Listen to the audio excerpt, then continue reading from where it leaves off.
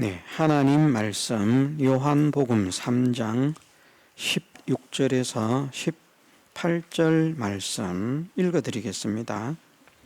하나님이 세상을 이처럼 사랑하사 독생자를 주셨으니 이는 저를 믿는 자마다 멸망치 않고 영생을 얻게 하려 하심이니라. 하나님이 그 아들을 세상에 보내신 것은 세상을 심판하려 하심이 아니요 저로 말미암아 세상이 구원을 받게 하려 하심이라.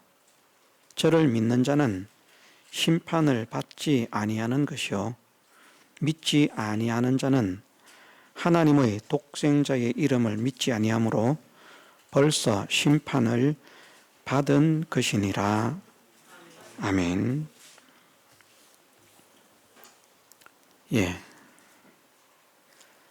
예수님을 믿으면 구원을 받는다. 예수님을 믿으면 하나님의 자녀가 되는 권세를 주신다 말씀하셨는데, 실제로는 순서가 바뀌어져 있습니다. 우리가 신앙생활을 하면서 중생이 먼저인가 회심이 먼저인가 성화 이런 것들은 당연히 뒷순서라고 하는 것을 아는데요, 중생이 먼저인가 회심이 먼저인가 이것을 가지고 신학적으로 논쟁이 있습니다. 그런데 중생이 먼저입니다. 중생이라고 하는 것은 우리가 배웠지만 다시 살아난다라는 말씀입니다. 다시 살아난다. 그래서 중생을 다른 말로 표현할 때 거듭남이라, 거듭났다. 거듭이라고 하는 말도 다시라는 말이죠. 다시 태어났다. 중생 다시 살아났다. 같은 말입니다. 중생과 거듭남. 그런데 우리가 구별해야 하는 것이 부활이라고 하는 말도 뒤에 글자가 살생이냐 살활이냐 그것의 차이이지 다시 살아난다라고 하는 의미는 같습니다. 그런데 그 글자의 의미는 거듭남이나 중생이나 부활이 같은 말인데 실상은 다릅니다. 그래서 중생이라고 하는 것은 죽었던 영이 다시 살림을 받는 것이 중생입니다. 모든 사람은 태어날 때 영이 죽은 상태로 태어납니다. 영이 죽은 이유는 아담의 범죄로 인해서 죽임을 당한 것입니다. 원래 하나님께서 아담과 계약을 맺으실 때에는 아담 외에는 아무도 없었습니다. 하와도 없었습니다. 에덴 동산에 아담을 이끌어 들이시고 동산 모든 나무의 실과를 먹게 하시고 동산을 다스리고 지키라 말씀하시고 이 선악을 알게 하는 나무의 실과는 먹지 말라. 먹는 날에 내가 정령 죽으리라. 이 말씀을 하실 때에는 아담의 아내인 하와도 없었고요. 아담만 있었습니다. 그 계약을 아담과 선포하신 이후에 하나님께서 사람의 독차하는 것이 좋지 못하기 때문에 돕는 배필을 지으시리라 하고 아담을 잠들게 하셔서 이제 아담의 갈빗대로 하와를 만드십니다. 아담의 갈빗대로 하와를 만드시고 살로 대신 채우셨다고 말씀하시기 때문에 어떤 사람은 그렇게 생각하는 사람이 있습니다. 여자는 갈빗대가 다 있지만 남자는 갈빗대가 하나가 없다. 왜냐하면 그 갈빗대 하나를 빼서 하와를 만들었기 때문이다. 그런데 남자의 갈빗대와 여자의 갈빗대 수는 같습니다. 살로 대신 채우셨다는 말씀은 갈빗대를 빼내고 그 갈빗대 자리에 살이 있게 하셨다는 말씀이 아니고 그렇게 말씀하시는 것이 아니라 살로서 갈빗대의 자리를 채우셔서 그 살이 갈빗대가 되게 하시는 것입니다. 채우셨다라는 말씀을 그냥 이제 너무 문자적으로 생각해 가지고 하나는 빼고 살이 채워졌기 때문에 갈빗대가 없다 이렇게 생각할 것이 아니라 살로서 갈빗대를 대신했다. 원래는 갈빗대가 아니고 살이죠. 살인데 그걸 갈빗대로 만드신 것입니다. 빼내신 갈빗대의 자리에 그 살이 채워져서 그 갈빗대가 되게 하신 것이라 이렇게 보면 됩니다. 그래서 이제 갈빗대로 하와를 만들었죠. 그리고 아담과 하와가 당장 범죄를 하는 것이 아니라 오랜 세월이 이제 지나갑니다. 에덴 동산에서. 그러면서 에덴 동산에서 많은 자녀를 생산을 합니다.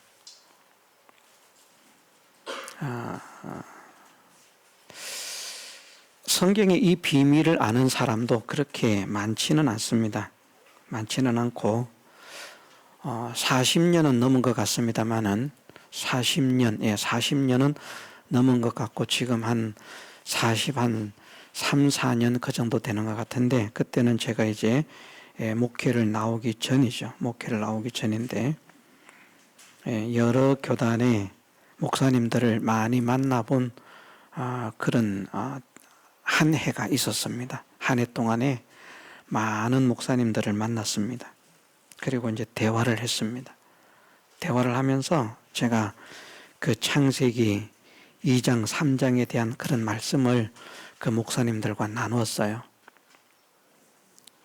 어떤 목사님은 참 이 별종이네. 이거 목사도 아닌 것이 희한한 소리를 짓거리네. 그런 표정을 짓는 분도 계셨고 어떤 목사님은 이렇게 생각해 보지 못했는데 이거 한번 좀 생각을 해봐야 되겠다. 그렇게 말씀하시는 목사님도 계시더라고요. 그래서 그 목사님이 그것으로 끝나지 않고 그 말씀을 다시 한번 붙잡고 잘 읽어보면 아마 그분도 저와 같은 깨달음을 가지게 되지 않았을까 그렇게 생각을 합니다. 많은 사람들은 아담과 동시에 많은 사람이 만들어졌다라고도 말을 하고요.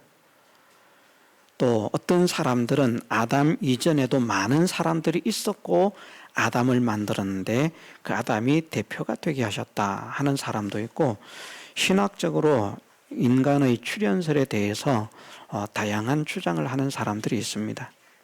그런데 성경은 어떻게 말씀하시는가 하면 첫 사람이 아담입니다.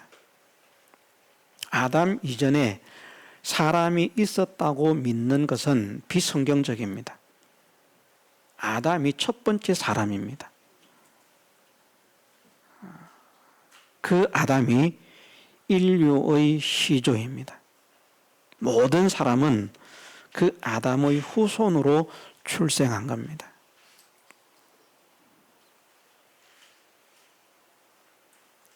그래서 하나님께서 사람을 만드시고 여자를 만드셨을 때 그들에게 함께 축복하신 것이 무엇인가 하면 생육하고 번성하라. 땅에 충만하라. 땅을 정복하라. 생육하고 번성하라고 말씀하십니다. 자녀를 많이 낳아서 번성하라 말씀하시죠. 타락하기 전에. 그래서 여인이 자녀를 낳는 것은 원래 저주가 아니고 축복입니다. 하나님의 축복입니다.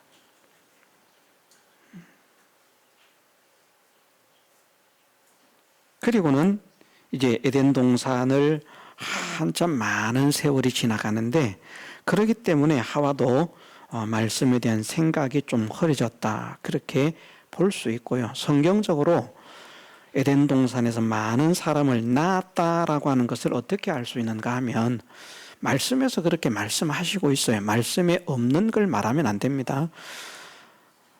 분명히 자녀를 낳았다는 것을 말씀하시고 있습니다. 에덴 동산에서.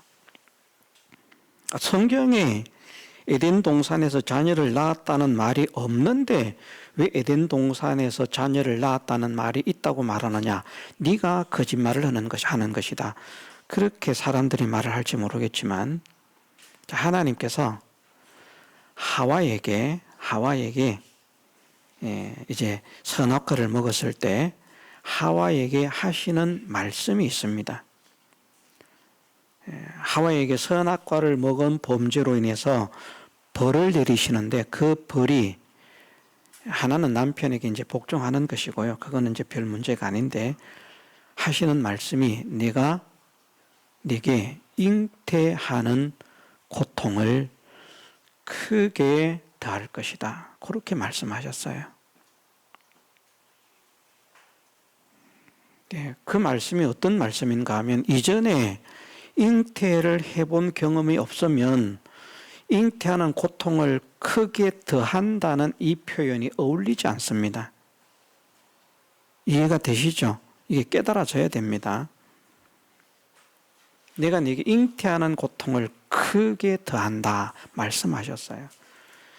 하와가 선악과를 먹음으로 인해서 하나님 앞에 받는 벌이 뭔가 하면 아이를 낳게 된 것이 아니라 아이를 낳을 때에 고통이 지금보다 어느 정도 커지는지 모르겠지만 커진다라고 말씀하십니다. 그래서 타락 이후에 자녀를 출산할 때는 여인의 해산의 고통이 죽음과 방불한 죽을 것 같은 그런 고통을 느끼는 거예요. 죽을 것 같은 고통, 극심한 고통이다. 그런 말입니다. 사실 죽음이라고 하는 것은 고통이 없다고 했습니다. 그냥 사람이 막연히 두려워하는 것이죠.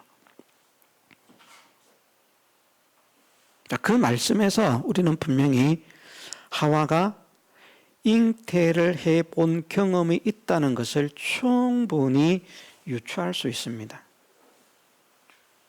이것이 안 되면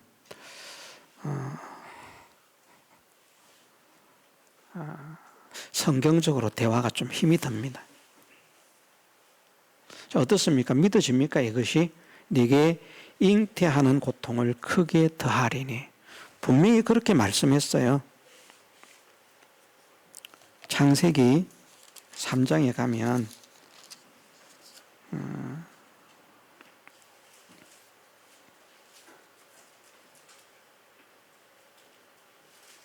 3장 16절에 보면 또 여자에게 이르시되 내가 네게 잉태하는 고통을 크게 더하리니 네가 수고하고 자식을 낳을 것이며.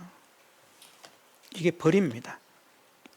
잉태하는 고통이 크게 더해졌다는 것이죠. 그러면 이 말씀은 이전에는 잉태하는 고통이 있었는지도 모르겠고 없었을 수도 있고요. 고통 없이 자녀를 낳았는데 이제는 고통하면서 자녀를 낳게 되었다. 이것이 첫 번째 에덴 동산에서 타락 전에 자녀를 낳았음을 짐작하게 하는 하나의 열쇠고요. 범죄 이후에 하나님께서 이제 아담과 하와를 내어 쫓으시거든요. 그런데 이제 그때에 아담이 자기 아내의 이름을 짓습니다. 아내의 이름을. 범죄한 이후에 아내의 이름을 짓는데 3장 20절에 보면 아담이 그 아내를 하와라 이름하였으니 그는 모든 산자의 의미가 됨이라. 하와라고 하는 이름의 뜻이 자녀를 출산했다는 것을 알 수 있게 한다는 말입니다. 왜 하와라고 이름을 지었다고 했습니까? 하와라 이름하였으니 왜 하와라고 이름을 지었다고요? 그는 모든 산자의 의미가 됨이라. 지금 살아있는 사람들의 의미라는 말입니다. 앞으로 태어날 자들의 의미가 아닙니다. 앞으로 출생할 자들의 의미가 아닙니다. 지금 살아있는 사람들의 의미라는 말입니다. 에덴 동산에서 살아있는 모든 아담과 하와를 제외한 사람들이 없지 않아 있었다는 말씀인데 그 모든 사람들은 누구로 통해서 태어났는가? 바로 하와를 통해서 출생되어졌다는 것을 이 말씀이 알게 하십니다. 지금은 어쨌든 많은 분들이 또 이렇게 믿고 있는 분이 있는지 모르겠습니다. 성경 해석학적으로 이렇게 접근하는 분이 있는지 모르겠는데, 저는 이 말씀에 의해서 에덴 동산에서 아담과 하와가 많은 자녀를 출산했다. 많은 자녀를 출산했다. 그렇기 때문에 에덴 동산에서 얼마나 많은 시간이 지나갔는지 아무도 몰라요. 얼마나 많은 사람들은, 성경학자들은 그렇게 말합니다. 지구의 나이가 약 6,000년이다. 이렇게 말을 해요. 들어보셨습니까? 신앙생활하는 사람들은 혹시 이런 말 들어보셨습니까? 믿음의 사람들은 지구의 나이가 약 6,000년이다. 이렇게 말을 해요. 지질학자들은 어떻게 봅니까? 지구의 나이를. 세상학자들은 몇십억 년 이렇게 봅니다. 성경을 보고 믿는 사람들은 약 6,000년이라고 이야기를 하는데, 세상학자들은 약 몇억 년, 몇십억 년 이렇게 말하니까, 이게 6,000년이면 10년, 10만 년하고 비교를 해도요, 엄청나게 짧습니다. 그렇죠? 6,000년. 저는 지구의 나이를 6,000년으로 믿지 않습니다. 그건 성경학자들이 잘못 알고 있는 거예요. 약 6,000년이라고 하는 것은 하나님께서 천지를 창조하신 때로부터 6,000년이 아닙니다. 해와 달과 별들은 지구보다 늦게 태어났어요. 넷째 날 만들었잖아요. 그죠? 많은 사람들은 쟤네들이 지구보다 먼저 생긴 줄 알지만, 지구가 해와 달과 별보다 먼저 생겼어요. 말씀에 의하면. 그래서 지구의 나이는 해의 나이보다 4일 많습니다. 3일 많습니다. 정확하게 표현은. 3일. 먼저 출생했어요. 이런 거 재미있지 않습니까? 저는 이런 거 참 재미있더라고요. 지구의 나이가 약 6,000년이라고 말을 하는데, 약 6,000년이라고 하는 말은 지구의 나이에 해당하는 숫자가 아니라 아담이 범죄하고 에덴 동산에서 쫓겨난 시점으로부터 약 6,000년입니다. 정확하게 하면은 몇 년이다 할 수 없지만 약 6,200년 정도가 됩니다. 아담이 에덴 동산에서 쫓겨난 시점으로부터 오늘 2024년까지 날짜 연도 계산을 하면 약 6,200년 정도가 나옵니다. 그게 타락한 이후의 세월이에요. 천지 창조와 상관없습니다. 천지 창조를 하고 난 다음에 에덴 동산이라고 하는 시간이 지나가는데, 그 시간은 얼마나 지나가는지 아무도 알 수 없습니다. 이렇게 믿어야 돼요. 그때가 1,000년 지나갔다, 10,000년 지나갔다, 그건 알 수 없어요. 그래서 어떻게 생각하면 세상 학자들이 말하는 만큼은 아니지만 지구의 나이가 수억 년일 수 있고 수십억 년일 수도 있어요. 왜냐하면 에덴 동산의 타락 전 기간이 알 수 없는 기간이기 때문에.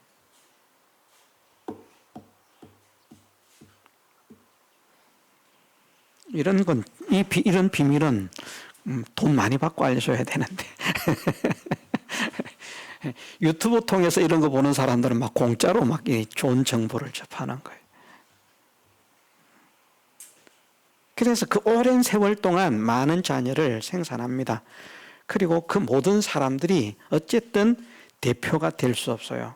타락 전까지는 아담이 대표가 되는 것입니다. 타락 이후부터는 아담이 대표의 자격을 상실합니다. 자, 오전에 배운 말씀대로 아담이 인류의 대표자로 선정이 됐을 때, 다른 사람들은 하나도 태어나기 전이지만 사실은 대표의 자격이 충분히 있죠. 모든 게 다 그 자녀들이니까 아버지로서 대표의 자격이 될 만한 그런 자격이 충분히 있습니다만은 그 아버지, 인류의 아버지로서 대표로서 범죄를 저지른 선악과를 먹은 행위가 원죄가 되어서 하나님께서 정령 죽으리라 말씀하신 대로 즉시로 영이 죽었습니다. 그래서 벌거벗은 것이 보여졌어요. 왜냐하면 영적인 눈으로 볼 때는 이런 것이 문제가 되지 않았어요. 영적인 문제, 영적인 눈이 없어지니까 육적인 눈만 밝아지니까 이것이 문제가 되는 겁니다. 오늘날도 마찬가지예요. 사실은 영안이 열려진 사람들, 믿음의 눈으로 보는 사람들은 현실이 어떠한가에 대해서 신경 쓸 필요가 없습니다. 현실을 초월한 사람으로 살아가는 사람이 영적인 눈을 가지고 살아가는 사람들. 그래서 다른 말로 하면 그들은 세상에서 살지만 천국을 소유한 사람으로 사는 것이죠. 영적인 눈이 밝은 사람들은 정말 영적인 눈이 밝아서 영이 살림을 받았는데 그 살림받은 영의 눈이 밝아가지고 그 영 안으로 모든 것을 보고 생각하는 사람들은 극심한 고통을 당하는 데에도, 육신은 정말 큰 환난을 당하는 데에도 그들에게는 기쁨이 있었어요. 매를 맞는데도 기쁘고 옥에 갇히는데도 기쁘고 막 능력을 받는데도 기쁘고, 그게 불가능하잖아요. 우리는 살짝만 맞아도 짜증이 나는데, 살짝만 맞아도 요만큼만 들어도 그만 짜증이 나는데,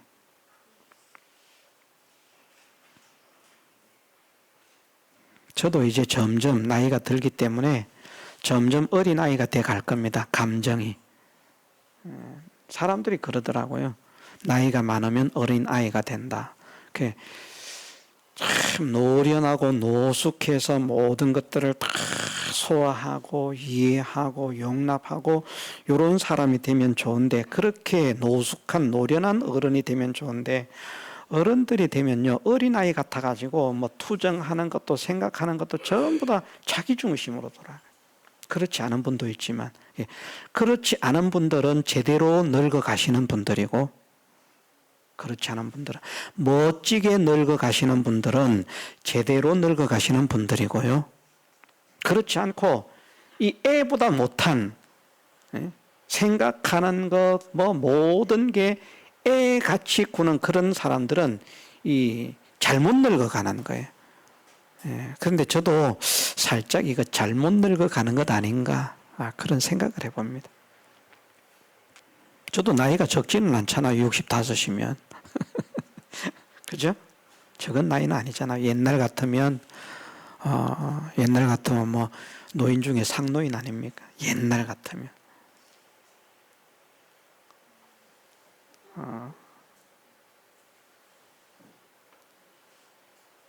그런데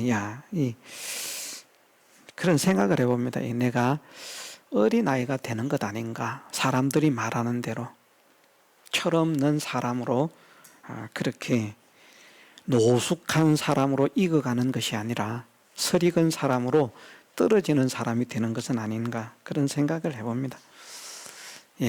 쓸데없는 말 같지만 우리 모두가 한번 참고를 해보면 좋겠습니다. 참고를 해보면 좋겠고, 그 아담의 범죄로 인해서 모든 사람의 영이 죽었어요. 그래서 그 영이 죽어 있는 사람들은 다 어디로 가게 되어 있는가 하면 둘째 사망인 지옥으로 가게 되어 있어요. 육신이 죽으니까 둘째 사망으로 가는 거 아닙니다. 영이 죽었기 때문에 둘째 사망으로 가는 거예요. 그래서 둘째 사망의 해를 당하지 않는 사람은, 누가 둘째 사망의 해를 당하지 않는가 하면 중생된 사람은 둘째 사망의 해를 받지 않아요. 영이 살림을 받은 사람은. 영이 살림을 받는데, 영이 살림을 받는 것은 우리의 생각이나 우리의 의지나 우리의 행위가 아무런 관여를 하지 않습니다. 전적 하나님의 은혜, 하나님의 선물입니다. 그래서 살아나는 거예요. 예를 들면 죽어 있는 시체가 뭘 하겠습니까? 죽어 있는 시체가. 자, 죽어 있는 시체는 아무것도 못 하잖아요. 자, 죽어 있는 시체가 할 수 있는 것은 무엇일까요? 냄새 내면서 썩어지는 것. 그것만 할 수 있습니다.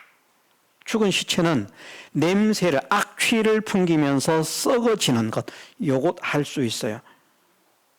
아무것도 못해요. 보는 것도 못하고, 듣는 것도 못하고, 먹는 것도 못하고, 활동도 못하고. 죽음이라고 하는 것이 그런 상태에 놓이게 합니다. 그래서 영적으로 죽어 있는 사람은 하나님을 믿을 수가 없어요. 영적으로 죽어 있는 사람은. 그래서 우리가 정말 예수님을 믿는 믿음을 가졌다면, 예수님을 믿는 믿음을 가졌다는 것이 무엇을 증명하는 거겠습니까? 영적인 생명을 가졌다는 것. 영이 살아났다는 것. 영이 살아나지 않은 사람은 하나님을 믿을 수가 없어요. 산 사람만 생명에 속한 일을 할 수 있습니다. 산 사람만. 정말 예수님을 믿는다면이라면, 정말 예수님을 믿는다. 가짜로 예수님 믿는 거 아니고요. 정말 예수님을 믿는다면 그 사람은 영이 살아난 사람, 다시 말해서 중생된 사람이에요. 중생된 사람은 죄를 지으면 지옥 갈까요? 가지 않을까요? 중생된 사람은 죄를 지으면, 자, 다른 말로 합시다. 중생된 사람은 죄를 지을 수 있을까요? 없을까요? 죄를 지을 수 있어요. 중생된 사람도 죄를 짓습니다. 그럼 죄를 지으니까 죄인은 지옥 간다는데, 중생된 사람은 죄를 지으면 지옥을 갈까요? 가지 않을까요? 가지 않습니다. 둘째 사망의 문제를 해결받는 게 중생이에요. 중생된 사람은 천국 시민권을 가지고 있어요. 중생과 동시에 하나님께서 천국 시민권을 주시는 거예요. 너는 천국 백성이다. 그래서 우리가 중생 됐으면 지옥을 안 간다니까요. 정말 내가 예수님을 믿는 사람은, 그래서 내가 이러다가 지옥 가는 거 아니야, 걱정할 필요가 있다 없다? 없다는 말입니다.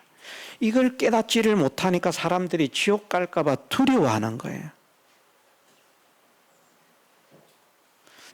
그 사람이 지옥 가느냐 지옥 가지 않느냐의 문제는 내가 죄를 짓느냐 짓지 않느냐, 이게 아무런 영향을 끼치지 않습니다.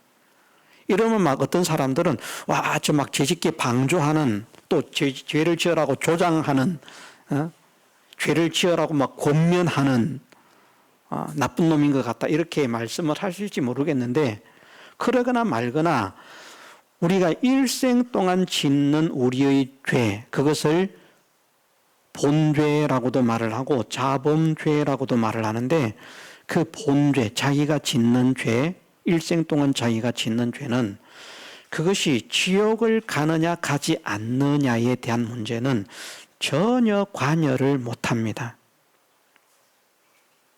중생된 사람은 죄를 지으면 죄를 지은 것만큼 상이 없어요. 이제 벌은 받습니다. 그것은 그 사람이 지옥 가는 것과는 별개의 문제예요. 그런데 회개하면 벌도 안 받아요. 상은, 중생된 사람이 상은 무엇으로 받는가 하면 의의 행위로 상을 받습니다. 의롭게 산 행위로. 중생된 사람의 삶은 두 가지예요. 하나는 의를 행하는 삶을 사느냐, 아니면 죄를 짓는 삶을 사느냐. 의를 행하지 않는 삶은 전부 다 죄 짓는 삶이고요. 죄 짓는 삶이 아니면 전부 다 의로운 삶이에요. 둘 중에 하나예요. 그래서 의로운 삶을 살면 그건 전부 다 천국 상급 영광이고요. 그렇게 살지 못한 것은 하나님 앞에서 책망받을 것이 되지, 책망받는다고 해서 너 잘못했으니까 지옥에 들어가서 영원히 살아라, 그 사람을 지옥으로 보내지는 않는다는 겁니다. 중생된 사람이 의를 행한다고 해서 그것 가지고 천국 가게 되는 건 아니에요. 이미 천국은 가게 된 사람이라니까요. 중생된 사람은 천국 가는 사람인 줄 믿으십시다. 중생된 사람은 지옥 가지 않는 사람인 것을 믿으십시다. 중생된 사람은 천국 가는 사람인 것을 믿으십시다. 천국 가는 사람이 천국에서 모두가 똑같으냐? 그렇지 않다는 거예요. 큰 자가 있고 작은 자가 있고 부자가 있고 천국에서 부자도 있고 천국에서 가난한 자도 있다는 겁니다. 높은 자도 있고 낮은 자도 있고요. 그 실력의 차이가 무엇으로 나타나는가 하면 그 사람이 살아가는 삶에서 얼마나 의롭게 사는가, 그것에 따라서 결정된다는 거예요. 의롭게 살지 못하면 그만큼 상이 없어지고, 의롭게 살면 그만큼 상을 나중에 보면 자기 것으로 받게 되는 겁니다. 근데 실제는 그것이 없는 상을 만들어서 받는 것이 아니라 하나님께서 주신 상을 간직한 것이라는 것을 나중에는 알게 될 겁니다. 깨닫게 될 겁니다. 그래서 우리가 이것을 분명하게 확정해야 되겠습니다. 우리가 이 죄의 굴레에서 벗어나야 돼. 죄의 속박에서 벗어나야 되고요. 죄의 눌림에서 벗어나야 됩니다. 이 죄의 눌림에서 벗어나라고 하는 것은 죄가 있는데 죄 없는 것처럼 하라는 말이 아니라, 아, 내가 죄 때문에 지옥 가는 거 아니야? 내가 이런 잘못된 삶을 사니까 지옥 가는 거 아니야? 이런 생각을 할 필요가 없다는 말씀입니다. 구원받은 사람은. 자, 그런데 어떤 사람이 구원받은 사람이라고요? 예수님을 믿는 사람. 그런데 정확하게 표현하면 진실로 예수님을 믿는 사람이라, 이렇게 말하는 게 좋습니다. 정말 예수님을 믿는 사람. 가짜로 예수님을 믿는 사람도 있어요. 가짜로. 그런 사람들은 중생되지 못한 사람입니다. 그런데 진짜 예수님을 믿는 사람이 있는 거예요. 진짜. 그 사람은 중생된 사람입니다. 회심이라고 하는 것은 이제 예수 그리스도를 자기가 죄인됨을 고백하고 예수 그리스도를 자기의 구주로 영접하는 것인데, 그 회심은 중생된 사람이 회심을 할 수 있지 중생되지 않은 사람은 회심을 할 수가 없어요. 왜? 시체와 같은 존재이기 때문에. 생명에 속한 일을 할 수가 없으니까. 그래서 회심으로 중생되는 것이 아니고요, 하나님의 은혜로 먼저 중생된 사람이 회심을 하는 거예요. 그런데 이런 말씀을 드렸죠. 중생과 회심의 관계가 시간상으로 동시냐 아니면 엄청난 시간의 갭을 가질 수 있느냐, 저는 거의 동시라고 봅니다. 거의 동시다. 자기가 알든지 모르든지 거의 동시다. 왜냐하면 이런 생각을 합니다. 하나님께서 그 사람을 중생시키셨는데 몇십 년 후에 회심을 하도록, 몇십 년을 허송세월 하도록 그렇게 중생을 시키실까? 저는 그렇게 생각하지 않습니다. 무슨 말인지 이해를 하시죠?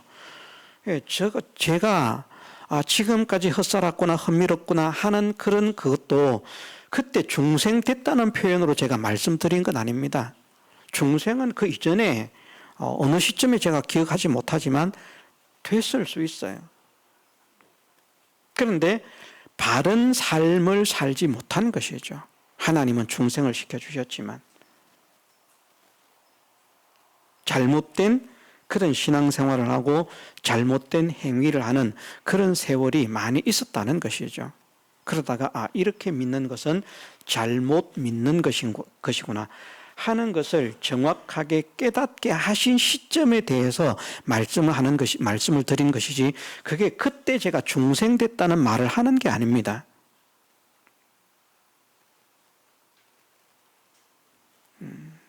저는 중생과 회심은 그렇게 시간적인 오랜 갭을 가지지 않는다라고 저는 봅니다. 그래서 여러분들이 회심을 했다면 중생된 거예요. 내가 중생됐나 되지 않았나 생각해 볼 필요가 없어요.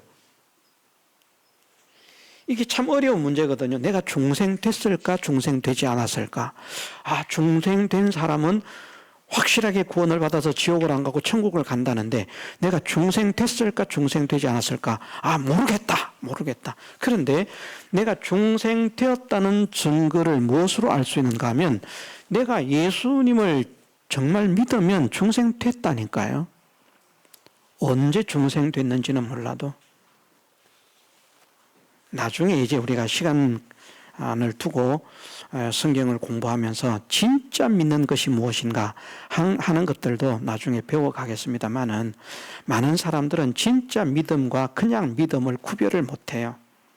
그런데 진짜 믿는 것,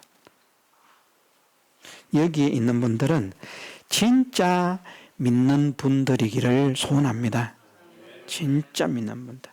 내가 믿는다라고 하는 게 아니고 하나님께서 그래 네가 참 믿음의 사람이다 인정하시는 그 믿음을 가진 믿음의 백성들, 하나님의 자녀들이 되시기를 주님의 이름으로 축원합니다. 그래서 그 믿음을 가진 사람은요 중생됐어요. 중생되지 않으면 참 믿음을 가질 수 없습니다. 믿습니까? 중생되지 않으면 참 믿음을 가질 수가 없습니다. 참 믿음을 가졌다는 것이 중생된 증거예요. 중생되었다는 것은 지옥 가는 문제 걱정할 필요가 없는 사람이 됐다는 겁니다. 왜? 하나님의 자녀로 확정이 됐기 때문에. 이전에는 마귀의 자녀였지만 그래서 마귀와 함께 지옥에 갈 수밖에 없지만 지금은 그 둘째 사망의 해를 당하지 않을 수 있는 첫째 부활에 동참하는 사람. 첫째 부활에 동참하는 사람. 중생된 사람은 모두 첫째 부활에 동참합니다. 상을 많이 받느냐 받지 못하느냐는 그 이후의 문제로 그리스도의 심판대 앞에 우리가 다 각각 반드시 그리스도의 심판대 앞에 드러나 각각 선악간에 그 몸으로 행한 것을 따라 받으려 함이라. 우리도 사도 바울도 하나님 그리스도의 심판대 앞에서 선악간에 행한 것을 따라 받아요. 믿는 사람이라고 선악의 행위를 하나님이 구별하지 않는 것 아닙니다. 분명히 구별해서 선을 행한 것은 상급으로 악을 행한 것은 벌을 받는데 벌이 그 사람을 지옥 가게 하는 벌이 아니라니까요. 이거를 해결하지 못해서 사람들이 구원파에 넘어가는 겁니다. 많은 교회가 이 문제를 해결하지 못해요. 구원파는 또 어떻게 해결하는가 하면 자기의 죄까지도 자기의 죄가 지옥 간다는 거예요. 죄가 있으면 무조건 죄 있으면 지옥 간다는 거예요. 그래서 죄를 지어도 죄가 없다고 해야 된다는 겁니다. 구원파는. 이게 구원파의 논리예요. 죄를 지어도 죄가 없다고 해야 된다. 왜? 예수님이 이미 용서를 해 주셨으니까. 대단한 믿음인데 대단한 논리인데 그런데 성경적인 논리가 아닙니다. 왜냐하면 우리가 배워서 아는 말씀대로 바울이 나는 죄인 중에 괴수라고 말씀을 할 때에 그 말씀을 할 때 나는 이전에 죄인 중에 괴수였다 과거형으로 말씀하지 않습니다. 현재 이 말씀을 기록하고 있는 그 말씀을 기록하고 있는 그 현재 시점에 나는 죄인 중에 괴수라고 고백을 합니다. 구원 받았습니까? 못 받았습니까? 받았잖아요. 구원파 논리대로 하면 구원 받았으니까 의인입니다. 죄가 없어야 됩니다. 그런데 바울은 현재 내가 죄인 중에 괴수라고 고백을 해요. 죄 없는 거 아닙니다. 그래서 회개를 해야 되는 거예요. 회개를 안 하면 책망을 받게 되고요. 회개를 하면 책망을 받지 않는 겁니다. 그 문제입니다. 우리의 죄는 지옥에 가느냐 지옥에 가지 않느냐를 결정하는 것이 아니라 구원받은 사람으로 나타나는데 하나님 앞에서 책망을 받느냐 칭찬을 받느냐의 차이로 나타나요. 그런데 그것을 회개하면 책망받을 것이 없어지고 회개를 하지 않으면 책망을 받는다는 것입니다. 책망받고 싶으면 그래도 뭐 나는 지옥 안 가고 천국 갔는데 책망받고 싶다 그러면 회개를 안 해도 돼요.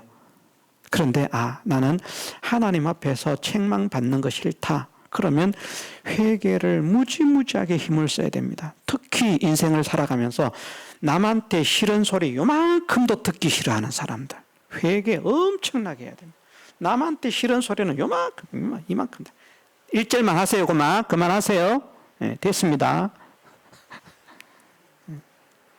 남 싫은 소리는 다 하면서 자기 듣기 싫은 소리는 그만하세요. 이제 막 속에서 이제 살살 막 이제 올라오는 거예요. 그만하면 됐다니까. 그렇게 계속하면 막 그 다음에 이제 막 악이 막 나오는 거예요.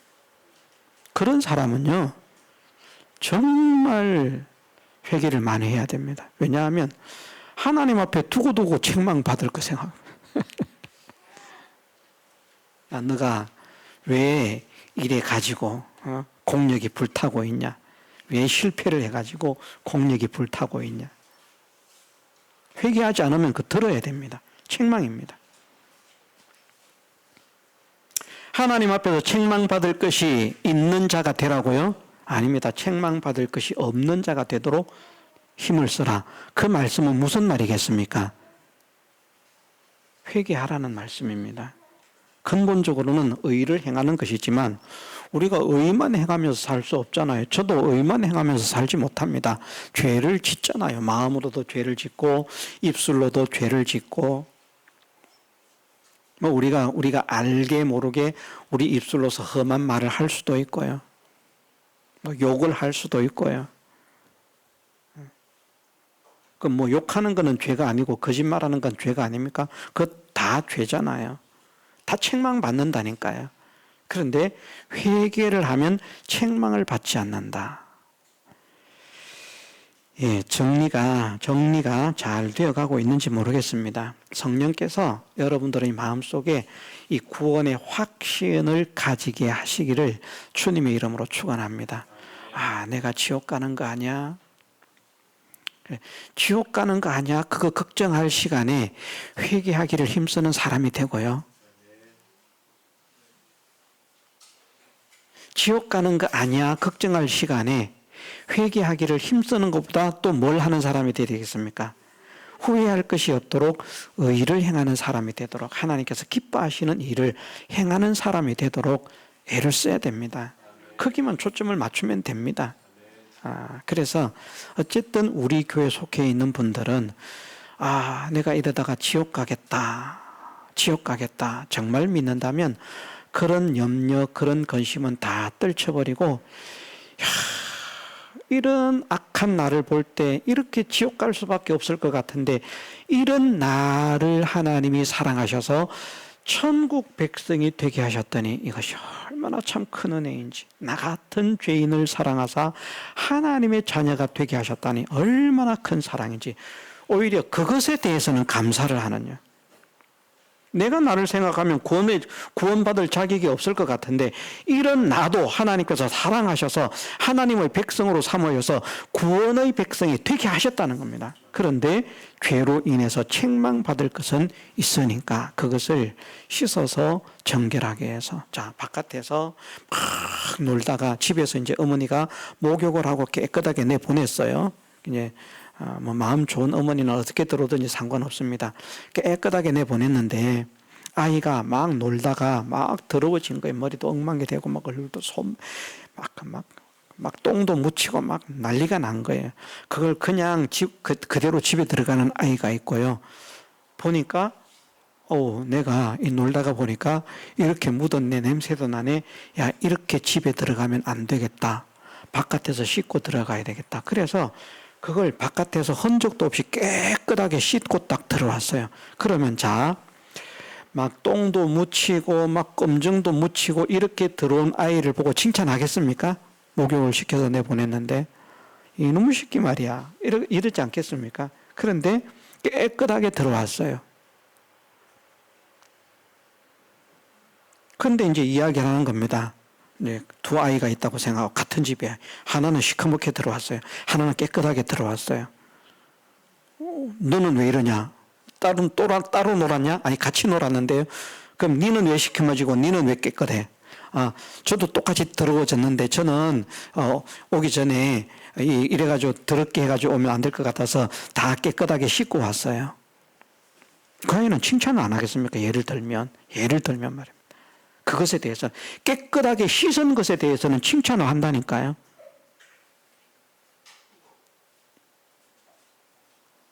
정확한 그런 이치로서 적용시키는 것이 쉽지 않습니다만은 우리가 그렇게 하나님 앞에 세움을 입었을 때 책망받을 것이 없는 자로 나타나도록 힘은 써야 되겠구나. 이것을 자꾸 생각하고 살아가는 것은 복이 있는 것이고요. 내가 이렇게 못됐으니까 지옥 가겠구나. 내가 이렇게 죄를 지으니까 지옥 가겠구나. 하나님을 믿는 사람이라면 그런 염려를 하지 않는 사람이 되는 것을 하나님이 기뻐하십니다. 하나님의 자녀가 혹시 내가 마귀 자냐? 우리 아버지가 마귀 아니야? 아버지가 기뻐하시겠습니까? 하나님이 아버지신데 하나님 자녀가 우리 아버지 마귀 아니야? 이러면 아버지가 안 기뻐하시죠. 이래도 저는 하나님의 자녀입니다. 저래도 하나님의 자녀입니다. 이래도 받아주실 줄 믿습니다. 저래도 받아주실 줄 믿습니다. 탕자가 되어 돌아가는 나라고 할지라도 주님은 팔을 벌리고 기쁨으로 맞아주실 줄 믿습니다. 그래서 하나님의 사랑과 은혜를 깨달아 감사하는 우리로 우리 남은 생애를 채워가는 우리 모두가 되었으면 좋겠습니다. 다 같이 통성으로 기도드리겠습니다.